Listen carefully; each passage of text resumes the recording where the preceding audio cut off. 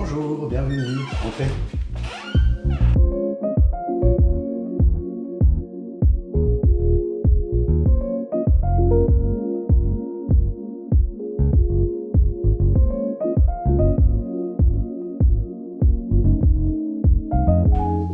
Un appartement qu'on a refait du sol au plafond, de 80 mètres carrés, avec un grand espace à vivre qu'on a restructuré, puisqu'avant ici il y avait une cloison qu'on a abattue pour étirer et agrandir un petit peu les volumes, retrouver une géométrie au niveau de l'espace, ce qui nous a permis d'allonger le salon et d'avoir cette sensation maintenant de volume. Voilà. Donc là on a dessiné un meuble sur mesure, intégrant bibliothèque, rangement, ensemble hi-fi vidéo à l'intérieur, tout est caché. Et on l'a accessoirisé d'un grand plateau fait sur mesure pour venir donner cette illusion d'avoir un meuble qui étire en fait le salon pour donner une sensation d'avoir un salon beaucoup plus grand. On a chiné un petit peu le mobilier avec un grand canapé 3-4 places qui nous permet un petit peu d'asseoir un petit peu le salon, d'avoir aussi pareil un élément central de la pièce. On a ici aussi accessoirisé des bouts de canapé ici en pierre, on appelle des petites tables gidogne. Donc pareil, hein, ce sont toujours des petits modules comme ça que l'on peut un peu déplacer à notre guise de façon à ne pas obstruer l'espace et d'avoir une flexibilité de mouvement dans la pièce. Et ensuite on a ici la salle à manger, là où on peut manger aussi pareil à 6 personnes, voire 8. On avait pensé aussi dans le projet initial mettre aussi une belle table en marbre avec une rallonge intégrée et puis des fauteuils aussi en tissu. Bon ça viendra dans un deuxième temps. Et ici derrière on a accentué l'espace avec un meuble rangement où on peut y intégrer donc du coup tout ce qui est vaisselle, donc ça fait office de buffet. Ce qui nous permet aussi, comme il est positionné aussi dans l'entrée, que l'espace salle à manger est positionné vraiment dans l'espace de circulation et c'est un sas entre l'espace salon, la cuisine, la chambre. Donc du coup, il a vraiment une position centrale pour pouvoir y mettre les chaussures aussi, pareil.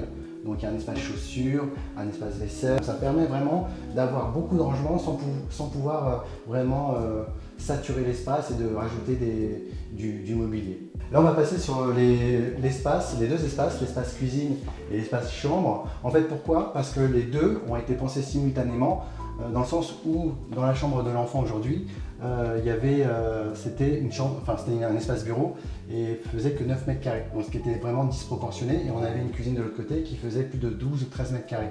Donc c'était pas cohérent, surtout si on voulait gagner une chambre pour un enfant. Donc l'idée qu'on a trouvée c'est de casser cette cloison là et de la reculer, ce qui nous a permis de passer de 9 mètres carrés à 12 mètres carrés. Donc ça c'est très intéressant. Ça nous a permis aussi, quand on avait une grande hauteur de plafond, de pouvoir y loger une mezzanine, ce qui nous permet aussi dans 12 mètres carrés de pouvoir aussi optimiser les espaces, puisqu'on a un espace qui est quand même pas grand, et d'optimiser l'espace ici en partie basse, ce qui nous permet d'avoir un petit salon et aussi avoir un espace de rangement ici. Donc il y a pas mal de petits rangements sous la banquette, et puis voilà, il peut aussi inviter quelqu'un pour dormir. Et sous le matelas, on a optimisé aussi les rangements, et donc du coup on a aussi pareil des petites trappes où on peut ranger aussi des petites affaires. Et vous voyez, hein, c'est quand même assez haut, hein, parce que là je suis quand même à 1m78, donc c'est vraiment bien pour un petit enfant. Là on a un espace bureau, donc aussi pareil assez flexible en termes de mouvement. Voilà, il a vraiment la lumière, il a tout ce qu'il faut. Et pareil, il peut évoluer quand il grandit, avoir aussi pareil un espace beaucoup plus grand quand il va rentrer dans les grandes études.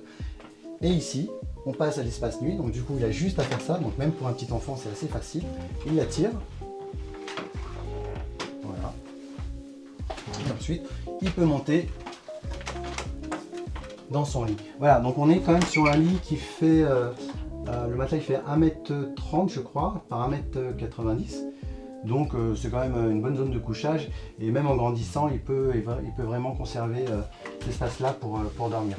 Voilà, donc la chambre elle est vraiment évolutive. Et aussi ce qui est vraiment pas mal, c'est que quand il va grandir, on peut même surélever les pieds, c'est-à-dire qu'il y a des rallonges et donc du coup la mezzanine peut monter. Et à l'entrée, on a aussi deux espaces distincts, un espace bibliothèque fermé ici, Donc là, bon, il met ses jouets jusqu'au plafond. Et ici, un petit espace en faible profondeur. Donc on ne pouvait pas avoir trop de profondeur au niveau du dressing à cause de l'espace de circulation. Voilà, donc on a trouvé un compromis d'avoir à peu près 36 cm. Mais bon, dans 36 cm, ça nous permet quand même d'avoir un espace penderie en partie basse et puis des étagères. Et bon, après, on peut faire évoluer, rajouter des étagères et puis changer les fonctions, changer les étagères en penderie et vice versa. Donc voilà, c'est une chambre qui est assez évolutive et qui va évoluer en fonction des besoins de l'enfant. Du coup, dans la cuisine, on se retrouve avec du coup, une cuisine qui est plus petite qu'avant, mais ça reste un très très bon volume parce qu'on reste quand même sur une cuisine de 10 mètres carrés à peu près. Donc là c'est pareil, hein, on a toutes les commodités, on a un lave-linge, la vaisselle intégrée ici. Et dans la cuisine, on a aussi privilégié l'espace repas qui est important, où on peut manger à 3, voire même à 4, avec les enfants et 2 adultes. Un espace cuisson ici, avec une hotte, ici, invisible, voilà, on peut rabattre. Et puis, que des coulissons à ce niveau-là, avec des tiroirs à l'anglaise, donc, ce qui permet de masquer, d'optimiser aussi la hauteur des tiroirs. Et puis l'électroménager ici, micro-ondes, four, tout intégré. Et puis le réfrigérateur congélo ici en 2 portes. Voilà, tout est masqué. Et de l'autre côté, on repart côté fenêtre. Alors là, on avait une problématique, c'est qu'on avait une fenêtre, donc on ne pouvait pas avoir des choses de grande profondeur. Donc on est parti sur des meubles sur mesure en faible profondeur. Mais même sur 35-36 cm, ça nous a permis d'intégrer l'espace café et petit déjeuner à cet endroit-là. Donc finalement, c'est très bien parce qu'il y a proximité de l'espace repas. Sur les matériaux, on est parti sur des choses assez simples finalement parce qu'on est resté sur du grès cérame et fait un peu béton lissé au sol. Et au niveau des plans de travail, on est resté sur une crédence et un stratifié de ce côté-là en effet marbre de Carrare avec un évier en résine. Et de l'autre côté, on a plutôt privilégié quelque chose de beaucoup plus chaleureux au niveau de l'espace, parce qu'on est parti sur un stratifié effet un peu bois brut, qui donne l'effet d'avoir vraiment une matière assez rugueuse, qu'on retrouve vraiment dans le bois chêne massif. Et puis au mur, en crédence, on est parti sur des effets zélige, voilà, en chevaux. Et on n'oublie pas, bien sûr, les commodités qu'on a besoin, l'électricité, les prises USB, USB-C, voilà, il y en a partout. Aujourd'hui, c'est un peu la norme.